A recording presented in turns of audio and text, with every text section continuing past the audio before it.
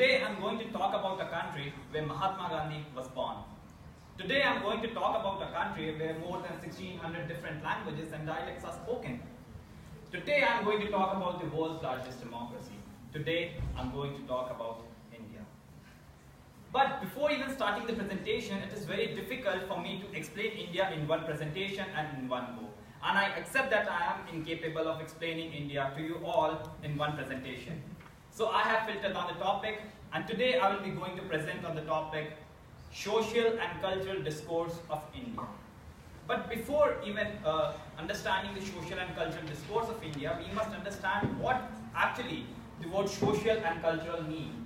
The word social is derived from the Latin word soci, which means related to the society. On the contrary, the word culture is a French word. However, it finds its root from the word cultura. Maybe I have mispronounced it, but but it finds its root from the word cultura, which means growing or cultivating. In my personal opinion, culture is something that is practiced in day-to-day life. Culture is not a big bang theory. It's like every day what we practice. When the practice becomes predominant, when the practice is followed by a huge huge number of people, it becomes a culture of a country.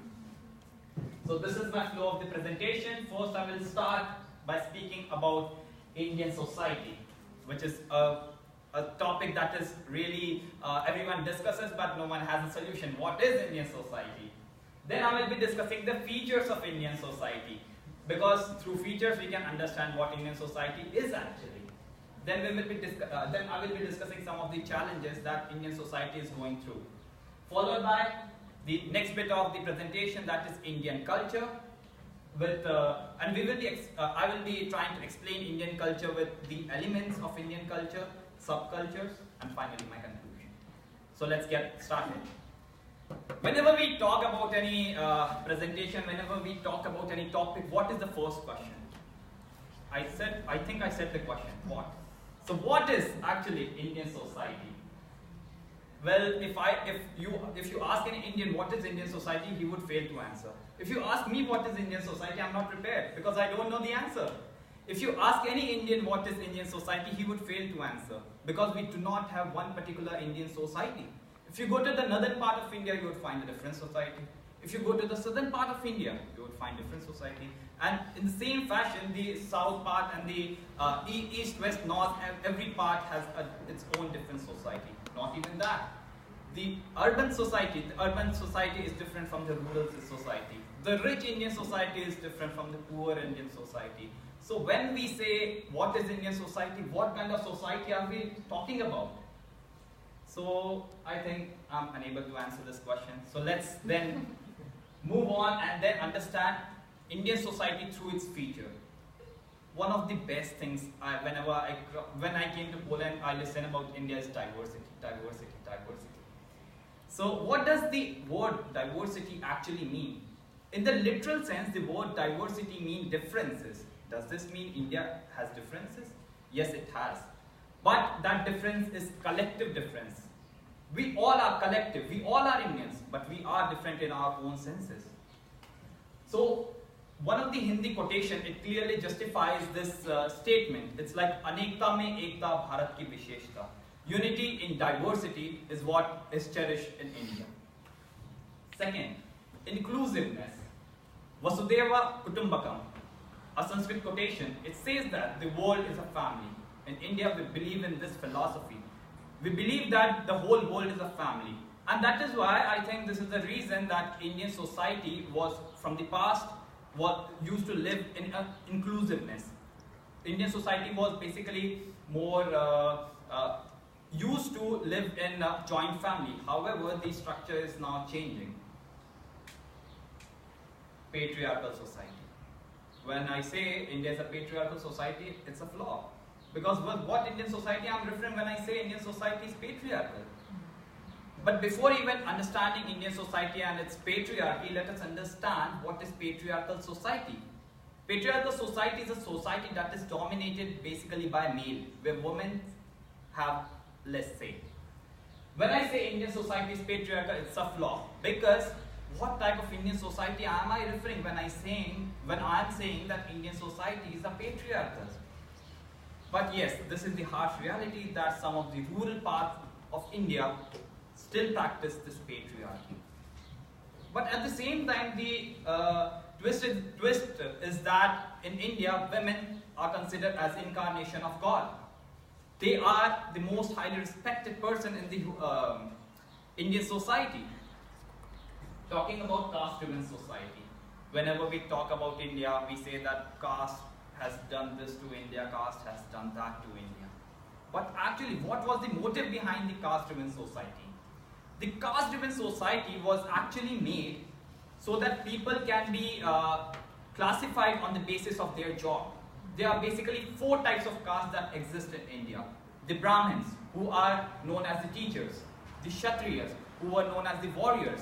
The Shudras, who are known as the traders. And the Vaishyas, who are basically the cleaners. Indian society believed in the philosophy that no work is small or big. However, after we became a little modern, there was a hegemony from the Brahmin side, and the caste-driven society became actually a curse to Indian society. Atithi Devo Bhava. Well, I have taken this quotation from the tourist site of India.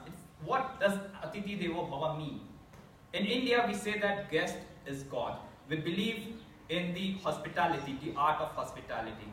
One thing that you can find whenever you go to any corner of India is that every Indian would be so welcoming, and every Indian follows this philosophy. We treat guests as God. After discussing about features and features of Indian society, let us understand some of the limitations of Indian society. The first is unity while maintaining diversity. We are having 29 states, 7 union territories, and every state has its own language, own culture, own tradition. It is very difficult then to maintain diversity while we stay still unified. It's because we all come from a different notion. I belong to a different state, and other Indian can belong to different state. We have our own notions, we have our own followings. So, if we are having our own followings, if we are having our own notions, it's very clear that we'll be having difference of opinion. And that is the problem in Indian society, that we do not come to one consensus sometimes. The second is fear of Western influence, exclusive society. Basically here I want to say that Indian society in past was more inclusive. I am Ashutosh Pandey. I am not known by, it's not like I have only one singular identity as Ashutosh Pandey. I have a group identity that is associated with my name. Pandey, my surname, defines my caste. Ashutosh defines something else. So in Indian society was very inclusive. We used to include everyone. However, since the world is changing, since the globalization is entering India, we are becoming more modern.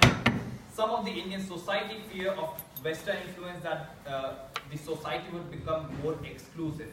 Now the joint family system is now breaking into nuclear family, which is one of the challenges of the society. The social class disparity. This is one of the most important and one of the basic challenges that we are facing in India. I would give you an example of Mumbai. You can see a lot of skyscrapers in Mumbai. At the same time, you would find a huge slum area of Dharavi.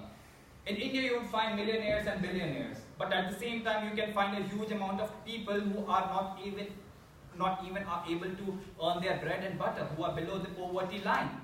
And this is one of the basic problems that we are facing in India. Islamophobia. This is very untouched topic in India. But after 26/11, the Mumbai terror attack, this has become a more concerning factor. In India, roughly there are 13.8% population of Muslims. We cherish different religions, but because some of the goons that belong to this particular religion, the whole religion is said to be terrorist. I don't understand the logic, but yes, this is the harsh reality that India is going through this. My favorite topic, Indian culture. What is Indian culture? Don't ask me, please. I'm exhausted by this question, because if anyone asks me what is Indian culture, I just remember a sari. So, if anyone asks me what is Indian culture, I will fail to answer. Because when we say Indian culture, what are we referring to as Indian culture? What is Indian? There's nothing called one Indian culture. There are many cultures in India. There's no means in India we have so many Indias. Basically, Indian culture is amalgamation of subcultures. And through the subcultures, we can understand what is actually Indian culture. I would say, I make a claim that Indian culture is diverse, and I will be proving how it is diverse. Today I will be discussing few of the elements of Indian culture. There are many elements like religions, festivals, food, clothing, languages, so on. And the list can go on. Like it will take a week, month, or I don't know how much to explain all the elements of Indian culture. But I have picked some of them. The first is the religion. India is the birthplace of the world's oldest religion, Hinduism. India is also the birthplace of Jainism and Buddhism. India embraces different religions. I make this claim and I support my argument with the data presented by CIA in 2014. It showed that total 80.5% of Indian population is Hindu, whereas 13.4% of Indian population is Muslim, and 2.3% of Indian population is a Christian. It means that if we try to understand culture with the standpoint of religion, it's like the religion is so diverse. We have so diverse religion. We are multi-religious country. So I support my claim that India is a diverse culture through this. Because the elements of this culture is so diverse, the culture is going to be diverse. Food. In the dormitory, whenever we cook, a lot of people say, and then they ask, what is this, what is this? How do you make chapatis? So, and the second point is that whenever we cook in the dormitory, we ask about Indian food. What do you think about Indian food? Please, don't kid me. It's so spicy. I cannot eat.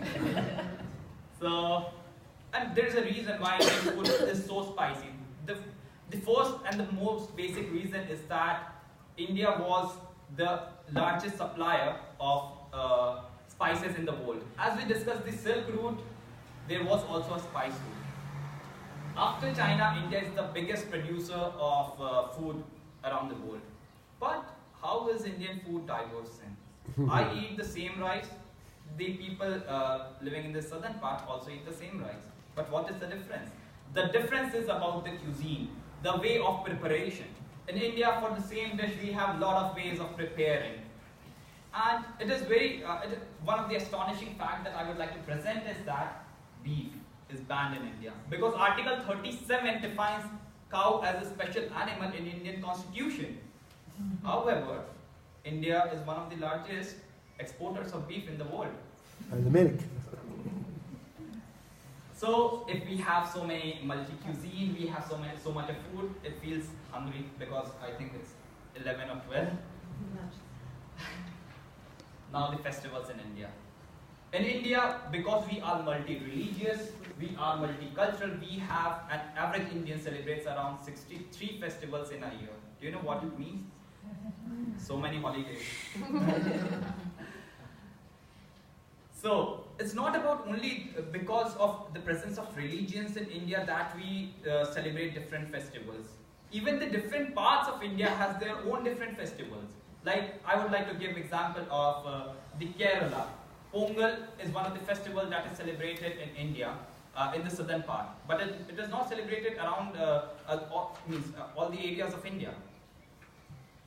So the last point clearly states that different states and different religions and we have different festivals. So it is very clear that if the element of culture is so diverse, the culture is going to be so diverse. Albert Einstein once said, "We owe a lot to Indians who taught us how to count, without which no worthwhile scientific discovery could have been made." What India gave to the world? A zero. So, is the counting possible without zero? 1, 2, 3, 4, 5, 9. Absolutely. And then? And finally, I would like to conclude by saying that We are very different. We are very different in India. We are homogeneous. We are similar, but at the same time we are heterogeneous. We are different in our own ways. In Indian society, one of the basic things that we follow is the feeling of brotherhood, the feeling of inclusiveness. We are diverse, yet we are united. Perhaps one of the most difficult thing about India is to describe India in one presentation. I would like to end by saying few lines. Together we stand, together we fought. Together we stand, together we fought. Together we are winners, and winners stay born. Thank you and have a nice day. Thank you very much for that extremely interesting presentation. I always knew that India is a truly beautiful and exotic country, but so thank you very much for the input. And by the way, I'm just wondering to which caste I would fall. Maybe not the lowest one, hopefully. And yeah, now And so time for probably questions. if you